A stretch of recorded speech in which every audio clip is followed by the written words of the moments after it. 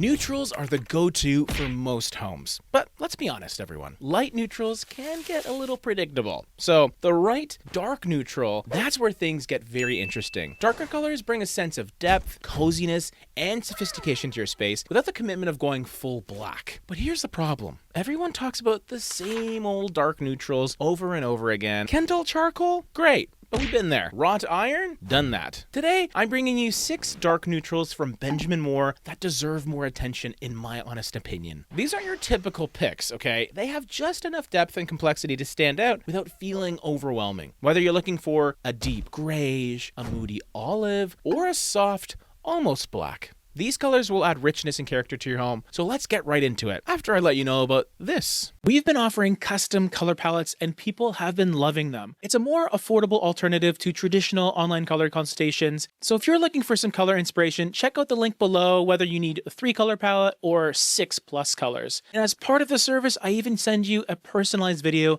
explaining the color choices, so everything is crystal clear. Check out the link below if you want to purchase one today. People have been loving them. We've been doing so many of them recently.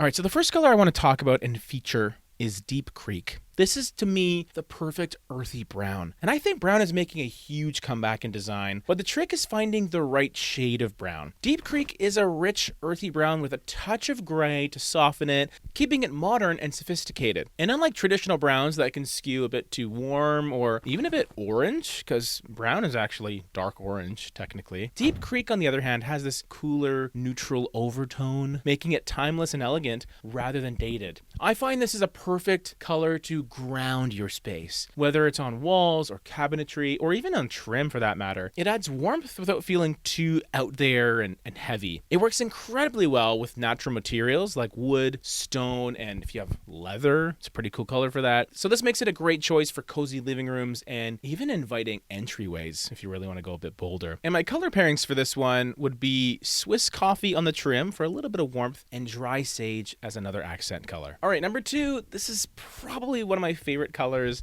or at least neutrals, by Benjamin Moore, and it's called Escarment. Oh my gosh. This is a beautiful color, moody mushroom greige. If taupe and gray had a sophisticated love child, it would be Escarment. It's a deep greige, but it has this warm yet muted undertone that shifts beautifully depending on the lighting. It's a perfect middle ground if you want something richer than beige, but not as intense as a full brown. It just looks kind of gray, right? But it's an earthy stone gray that feels so connected to nature and full of life. It's a color you have to really see in person because it is awesome. I find it to be underrated because it is a bit of a chameleon, to be fair. So sometimes it leans a bit lighter, sometimes it goes warm and cozy, other times it pulls in some of those cooler colors to help make it feel refined. It's that versatility and that flexibility and changeability that makes it amazing as a home color. Like in different parts of your home, it'll do different things. But that also means you should test it out really, really hard because this is a color that might be very unpredictable, but it's a high risk, high reward type of situation. It works well in modern transitional or even rustic spaces, and if you pair it with creamy whites for contrast, or you can pair it with deeper charcoals for even more drama. My 2 color pairings that I would give you in this case would be cloud white on the trim, so a little bit of warmth but nothing too crazy, and then booth bay gray as an accent choice. What do you think? Number 3, we have a color called Squirrel Tail. What a warm and fuzzy color.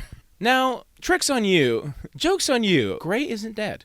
It's just evolved. And Squirrel Tail is proof that gray can still be interesting when it's done right. This color has a subtle green undertone. Love green, gotta tell you. And this gives it a little character that prevents it from feeling flat or cold, but still transitional. Why is it so good, you ask? Well, I find it does an awesome job at balancing warm and cool tones perfectly, making it work with both wood finishes or crisp whites. Whatever way you want to go, it seems to coexist really nicely. And unlike cooler grays that are maybe more blue, that can feel kind of sterile, Squirrel Tail brings a cozy, lived-in feel that I really like, making an ideal choice for bedrooms and offices, and then accent walls for lighter neutrals. It's especially stunning with brass fixtures, warm wood furniture, and softer, cozy textiles. And in terms of color pairings, I really like Simply White as something really crisp, and then Silhouette as an accent color if you want to lean into another darker neutral, but perhaps on the warmer side of things in terms of undertones. Number 4, dark olive. I love olives.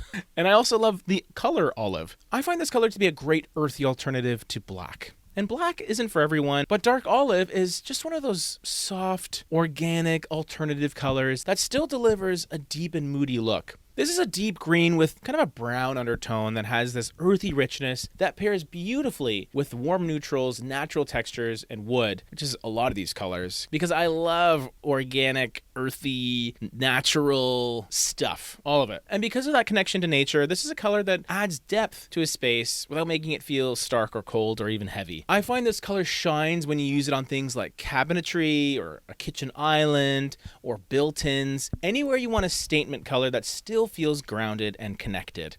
Unlike black or even charcoal or slate gray, it has a bit more life and dimension, so it doesn't suck the light and the life out of a room. And to keep that natural, earthy feeling going, my two color pairings that I would put together for it is Wind's Breath on the trim, so not too bright, and then Soft Fern as an accent color just to give you a little more airiness in the middle. Okay, number 5 is going to be Night Horizon. Now this is a deep charcoal with a bit of a twist. You've heard of wrought iron, right? But Night Horizon is its cooler, moodier sibling. This color is a deep charcoal with a blue undertone, making it feel sleek, modern, and slightly unexpected. If you love navy, but you want something darker and richer, or you're considering black, but need something a bit softer, Night Horizon is this perfect in-between.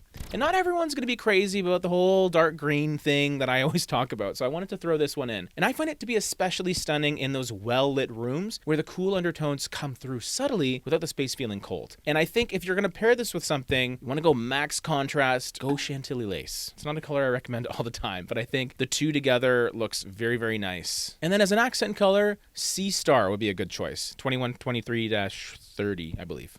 Number 6, Iron Mountain, the softest, almost black. Okay, Iron Mountain, not exactly a hidden gem, but I feel like it's still massively underused. If you love the drama of black, but don't want to commit to true black, I find this color to be so successful and very current in my mind. It, to me, is a deep, warm gray with a slight brown quality, which keeps it from feeling too harsh. It looks gorgeous on things like doors and cabinetry, or even an entire room if you want to have that enveloping feel. And even though I think of it in like industrial spaces, I think it's awesome in modern homes, even traditional homes. Really, it's a color that provides so much versatility because it has that lovely depth that off black has, but that bit of brown keeps it in that sort of natural, comforting territory that homes crave. And in terms of pairings, I think White Dove on the trim would be really, really nice. Just a soft warmth. And then Thunder, so another neutral but more gray leaning to give you some dimension but still being in that neutral territory. So which of these dark neutrals would you try in your home? Let me know in the comments. And don't forget to like, subscribe, and hit that notification bell for more paint and design videos every single week.